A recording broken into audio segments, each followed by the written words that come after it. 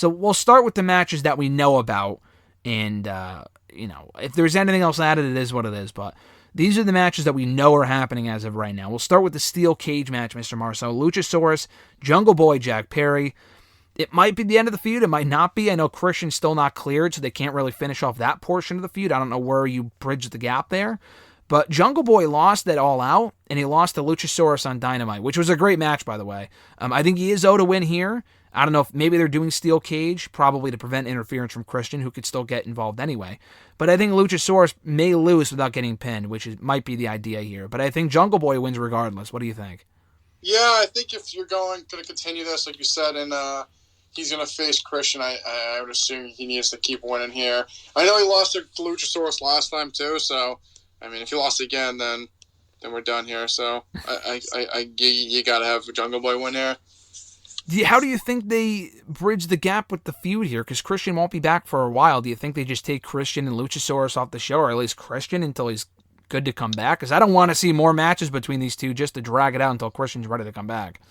Yeah, I think it would be one of those things you just take him off TV, and then when Jungle Boy maybe have another, in a couple months, have like a big match coming up, you can have Christian come back and screw him, and we move on. Yeah. Jeff Jarrett and Jay Lethal versus Sting and Darby Allin. This has to be an easy win for Sting and Darby.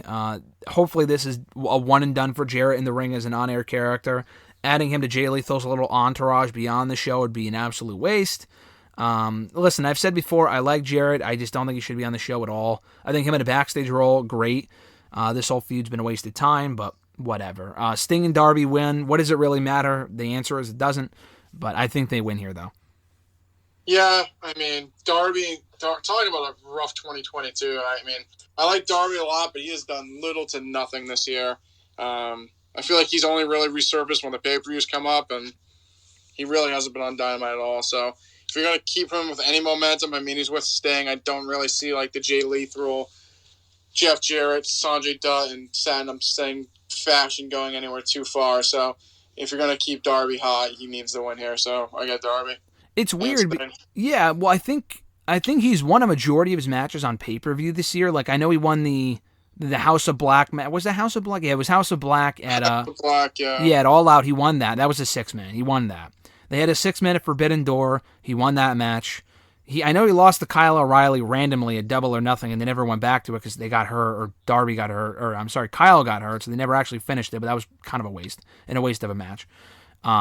And then I know he won at Revolution in a 6-man too, I think, when he wasn't TNT champion, but I think he teamed with Sting and Sammy, and they had that all-out Texas Tornado match or whatever. So he's won on pay-per-view a lot this year, but the common theme of what I just said, as with this match, they're all tag team matches. They're all multi-man matches. He's actually not getting much of a push on his own, and he hasn't arguably since the MJF feud a year ago, literally a year ago, Full Gear last year. That's just way overdue. For a company that needs more homegrown stars, I think it's kind of criminal that they haven't had him do more on his own in the last 365 days.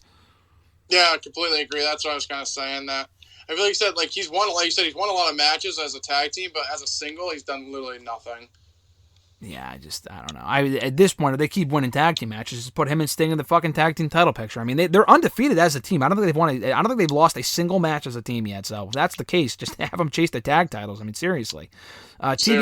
TBS Championship, Jade Cargill defending against Nyla Rose. The most exciting thing about the feud, apparently, is that Nyla Rose stole the championship. That is literally the premise of this program, as lazy as it gets. And I will say this, I mean, you might disagree, but, honestly, Nyla Rose doing the whole, like, whatever she's been doing, I actually find entertaining. When they move away from, like, the native beast bullshit, and Vicky Guerrero is terrible, Marina Shafir is awful, I don't care if people don't like that, they're just fucking terrible, get them off the show. Nyla Rose on her own, showing more personality, I think she is entertaining. The actual idea of this feud, though, and I know it's a filler feud for Jade, but no one cares. No one sees Nyla Rose as a threat. She's been a stepping stone for a year and a half, 2 years since she lost the fucking title. So this is what it is, and Jade's going to win, LOL, as she should, but, I mean, it's just hard to care. Yeah, I think this feud's been okay at best. Except she is entertaining, but she's supposed to be the baby face. So. I don't know. We have no idea. I mean, Jade is pretty heely, but I don't know. I would assume she stole her title. That's more of a heely thing to do. But it is a little bit more exciting, but like you said, she was basically since she's come in after she won the belt, and originally she has been like the stepping stone for AEW for women's champions or women wrestlers. Like you win your belt, your first feud, you're ready to face Nyla Rose. That's literally how it's been all the time. So I think it's been entertaining, I guess. But like you said, I have a better chance of being Jade Cargill on Saturday night than Nyla Rose does. So I think it'll be a fine match. I mean, it is what it is. Like you said, the whole premise of storyline is kind of sloppy and lazy. She just stole the belt, and it's taken Jade like 2 months to get it back. But I think Jade wins LOL, and that's the right decision. Yeah, I don't know how much longer she'll be undefeated for. I do think she needs to lose at some point soon because she's just gotten really stale as a character. She's not on the show that much. She's on the show a little bit, but really not in anything important beyond this stuff. But who do you have her lose to? That's the problem. I mean, that's the whole, I mean, we could do a whole other segment on this, but that's the issue. I mean, there's no one that she can lose to anytime soon. The only name that comes to mind, I said Athena for the longest time, and then she beat her in 5 minutes, and they never went back to it, so what an idiot I am. But it probably would have been Statlander before she got hurt. Do not wait until Statlander comes back. I mean, that's not going to be for a long time. The only name that comes to mind is Jamie Hayter. The problem with that, though, is that she's facing Tony right now. So, I mean, she has to be a babyface, too. Do you do that at Revolution? I mean, that's in another 3 or 4 months. I mean, I don't know. To me, it's Jamie Hayter, though, because no one else really makes sense to me. Yeah, I completely agree. I'd rather it be Jamie Hayter than, like, Sheeta or someone like that, or Riho, God forbid, or whatever. I mean, just been there, done that. So I'd rather it be someone newer like Hayter, who I think should win gold, but I don't want to see her beat... not that I don't want to see her beat Tony. If she beat Tony, I wouldn't mind it, but... I mean, let's talk about that. Tony Storm and Jamie Hayter, AEW Interim Women's World Championship. That's the key word here, interim. Because Thunder Rose is still technically champion. I hate the whole interim bullshit. It's terrible. It's jumped the shark. But, Thunder Rosa will be back when? We don't know. But I think it's pretty logical that they'll keep the championship on Tony until she is back to do that rematch and hopefully have Tony win. But because of that, I don't think Jamie wins here, and maybe Britt Baker cost him the match. Yeah, I mean, I think Jamie needs to win sooner rather than later. She's so over, and she's just kind of eating a lot of losses. I mean, she's starting to get a little win streak here. They built her up a little bit just because she's going for the belt. But, I mean, before this, she's had a decent amount of opportunities and hasn't won one of them. So, I mean, I wouldn't be totally against her beating Tony here. I like Tony, but I don't know. I think Jamie's the hot hand. She is homegrown. Yeah, I mean, kind of, to pull a GSM, you kind of got to strike while the iron's hot. I mean, I think it would be a mistake just to have her lose here. I mean, I guess the next kind of trajectory would be her versus Britt, but I don't know. I think if anything, you'd have her win the belt, and then Britt gets jealous and then kind of turns on Jamie from there. But I mean, I think Tony's going to win, but I think Jamie should win. So I'll say Tony wins, but I think Jamie should win. Yeah, and I think to her credit, Tony's done a really good job as champion. I think she's had a really, strong resume of matches, and, she's been on the show pretty consistently, which is more than what can be said for a lot of the other former women's champions in this company. But still, I mean, Jamie Hayter is the hot hand right now. To wait any longer on that, like, for example, the Daniel Garcia thing, we'll talk about the Ring of Honor title match now. I know you're not a Garcia fan, I get it. But you got to acknowledge, I mean, the guy was over at the peak of this whole thing with Jericho, and people wanted to see him turn on Jericho. They're clearly holding out because they want to drag out Jericho's run. Okay, I get it. But, dude, there is no fucking excuse for why he's not in this match. Sammy Guevara, who gives a fuck? Sammy Guevara should not be in this match. They might do a spot where, like, he's not going to do what Jericho says. We know he's not going anywhere. They just joined the group a couple months ago. I mean, come on, man. Daniel Garcia should be in this match. You could do that exact same spot with him. It would make 10 times more sense because he and Jericho are teasing tension anyway. And instead, he's not even on the show right now. They took him off the show completely for as over as he was. That, to me, makes absolutely no sense. He might as well be in the back of a milk carton right now because I think he's on dark, if that. I was going to say, I haven't seen Garcia in a while. He was all over the show, and then seemingly they took him off. There's no consistency. I don't get it. Yeah, like you said, I think if anything, it'd be more like, oh my God, if, like you said, if they had him in the match and they teased him beating Jericho or not listening to Jericho, because like you said, there has been tension there. With Guevara, it's not going to happen, and not like anyone cares. No one gives a shit. I know Bryan's been having matches with Sammy, both of which Sammy lost. So again, why should he be a threat? He's not. But the bottom line is that I think Jericho walks out still champion. They're dragging out this run. Final battle is next month. I mean, I guess they could... Here's my issue with doing a 4-way. It really should have been just Jericho and Claudio one-on-one. I mean, I don't know if they might be saving Jericho and Claudio one-on-one again for Full Gear. The problem with, or for Final Battle, the problem with that was that we already saw the match at Grand Slam, and that we're getting a 4-way here. If this is just a bridge to get to that, then this feels like a filler match. It feels like a completely pointless match. It feels like a wrestling mark's wet dream. Like, oh, you got 4 great wrestlers. It should be a great match. Okay, but it doesn't. If it doesn't serve a purpose, then don't fucking do it. It's a waste of a match. This is another match that probably shouldn't even need to be on the show. If we're just building the clock, because Claudio made Jericho tap out again last night. He pinned him again. He defeated him again. So Jericho wins, but if they're doing Claudio and Jericho again at Final Battle, then this is kind of a waste of time. Yeah, I completely agree. It should just be Jericho and Claudio one-on-one. And then Jericho wins. So you think Jericho wins, though? Yes. Yeah. From there, we go to the TNT title match. Wardlow, Samoa Joe, Powerhouse Hobbs. Another match. Doesn't need to be a 3-way. Love Joe. His heel turn last week. We talked about this. Completely fucking random. The logic made no sense last night. He's a great promo. I enjoyed the delivery, but people want to cheer the guy. And it doesn't help Wardlow, because Wardlow was at one point mega over. He's not mega over anymore. He's over to an extent, but not as hot as he was by any means. Hobbs should really be the focus here. And this is a case where you said earlier, oh, I want Hayter to win, and I think Tony will win. I want Hobbs to win, and I think he will win. He's my pick to win this match, because Wardlow has done jack shit with that TNT title. Yeah, I don't know. I think it's way too soon to take the belt off Wardlow. I know he hasn't done a lot since he won the belt, but that's on them. I mean, since the whole MJF feud, he hasn't done really much of anything. Yeah, he won the belt, but he's cooled off significantly. I mean, I like Powerhouse a lot, but I mean, he just resurfaced back on TV. Kind of would feel. I like Powerhouse. I would keep the belt on Wardlow a little bit longer. Mm-hmm. I'm going to go with Wardlow here. I like Powerhouse Hobbs, but like I said, he literally was off TV. Like, he did the Ricky Starks thing, then he was off TV for a little bit, and then he just resurfaced immediately in a Wardlow feud. Joe's in it, too. I would keep the belt on Wardlow for a little bit longer. You think Wardlow pins Joe to protect Hobbs and build to that one-on-one match at some point? Yeah, I'm down with that. I mean, like you said, realistically, it should just be Powerhouse and Wardlow one-on-one. But they had to put Joe in there because why not? It's the same thing like with the 4-way, dude. Like, again, if that's what this ends up being, where Wardlow retains, and I don't know. Again, it feels like filler. This is supposed to be a pay-per-view. You do this shit on TV, and then you build a Hobbs and Wardlow, the one-on-one match at the pay-per-view. That, to me, just, I don't know. I don't get it. They want to get everyone on the show. Whatever. From there, we go to the finals of the AEW World Championship Eliminator Tournament. That's a mouthful. So it's Ethan Page we know is going to be in there.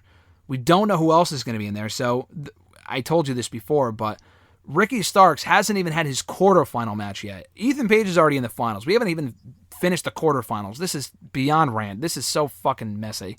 I think Ricky Starks beats Lance Archer, because Lance Archer, LOL. I think he beats Brian Cage too, because again, LOL. I think it ends up being Ethan Page and Ricky in the finals. I think Ricky might have to wrestle 2 matches on Friday or 2 matches on Sunday, because they're not advertising the semifinals for Rampage.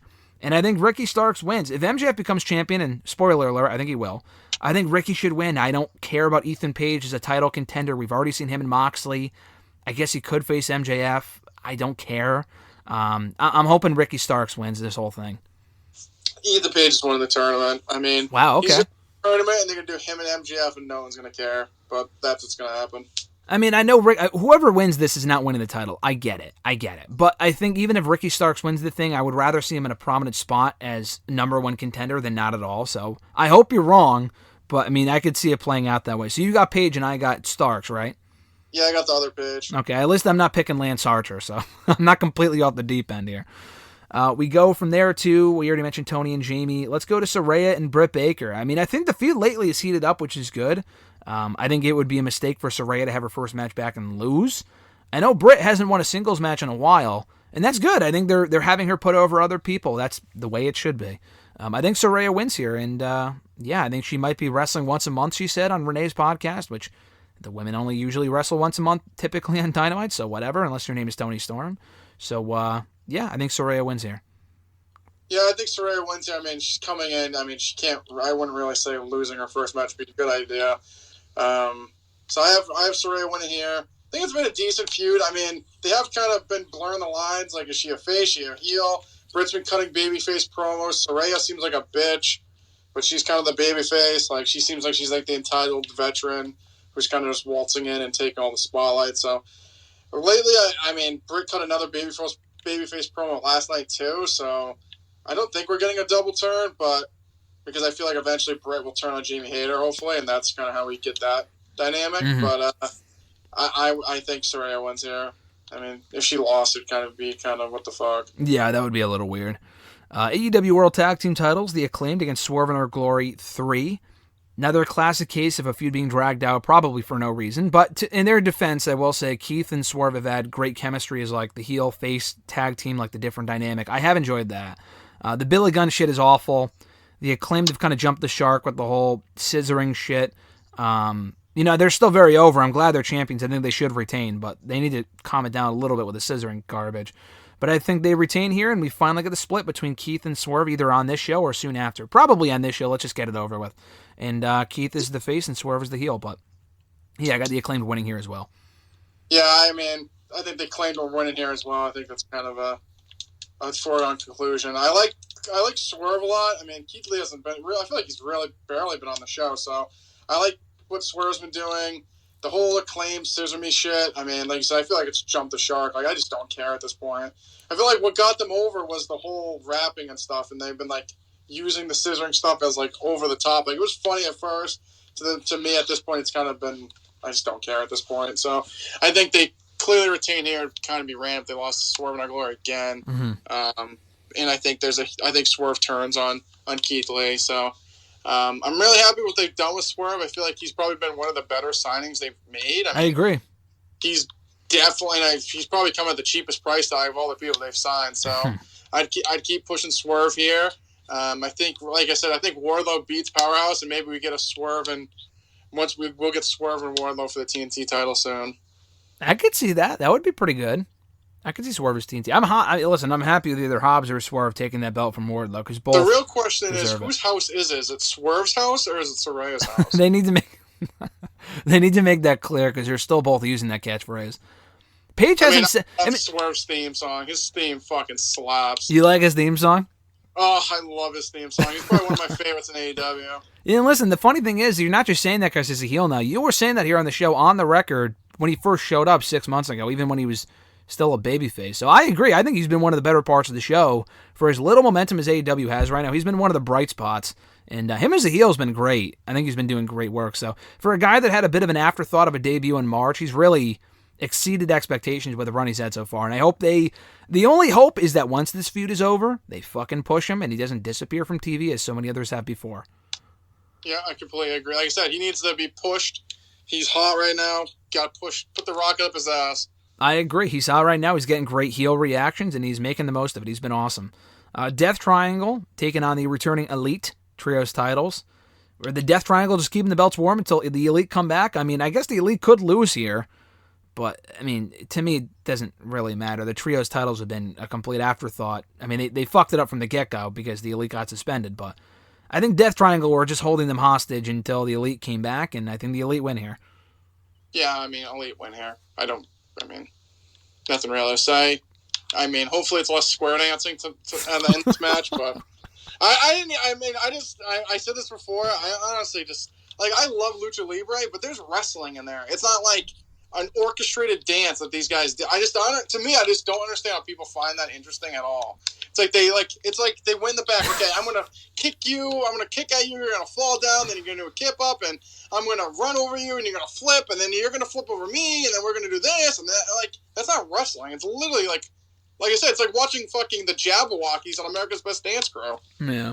Else, I mean, how much do they mean? They have like 2 teams. No, they have no trios at this point. They had a bunch of trios when the company first started, but by the time they finally do trios titles, they have no fucking trios. I mean, it's kind of ridiculous, but I know which match you're taking a bathroom break for. I think I know we know that much. Oh yeah, I'm not going to be paying attention to this one at all. This will be my phone. My phone will be buried. My face will be buried in my phone on this match. This is your Twitter timeline match. Jon Moxley defending the AEW World Championship against MJF, which is his cash-in with the casino ladder match poker chip. It's got to be MJF. I love Moxley. I think he's been a great representative for the company. I think MJF, here's the way it's got to happen. MJF wins, but no Firm bullshit. Keep the Firm fucking out. I'm sure they will get involved because they've been all over TV lately. The Firm are awful. don't have them get involved here. Have MJF win. I mean, clean would be ideal, but I would have him turn heel because he said, "Oh, I'm not going to use the ring." Okay, said nothing about brass knucks. Regal's brass knucks. Regal even said that anyone that in the ring was fair game. He said that a couple weeks ago. I'm convinced that Regal's turning with him. I'm not even saying that he needs to manage MJF. I mean, whatever. Then that would be cool, I guess. But I think Regal turns on Moxley. He doesn't need him. He sees the devil in MJF. Moxley's lost a bit of his intense edge, and he sides with MJF. Realizing that potential that he saw in him from the get-go. I think it's a great story, and we got a new world champion and a new heel, MJF. I think that's the way that it's got to go down, in my opinion. Yeah, I mean, MJF needs the win here. I'm not like totally like. I think they're saying that Regal's going to be with them. I don't think it really needs to happen. I mean, I like MJF. He's such a good talker. I feel like he just doesn't really need someone. Like, I don't know. Even if like he went to WWE, like I feel like I wouldn't want him with Heyman. Like, yeah, it'd be cool, but like, he doesn't need a manager. He doesn't need someone. Like, I guess. No, I mean, then again, neither does Roman Reigns. I'd rather just MJF win clean and then we move on. Mm-hmm. But like I said, I feel like we're gonna get like firm bullshit and a lot of interference. But I'm hoping MJF just wins clean and we move on. Yeah, no, as long as he's a heel coming out of this, because I don't think it's time to turn him babyface yet. They need more top heels. He can be that guy. If he's not with Regal, I'm fine with that. I'm just saying, like, if he's with Regal, it's not going to take away from MJF. I don't think, because even Punk had Heyman back in WWE, and Punk certainly didn't fucking need Heyman. I mean, he was, he could already talk on his own, and neither does Roman Reigns currently, but it adds to the presentation, and you can kind of, I don't know what happens to the Blackpool Combat Club. Did they change the name? I don't know, but whatever. I think MJF walks away as the champion regardless.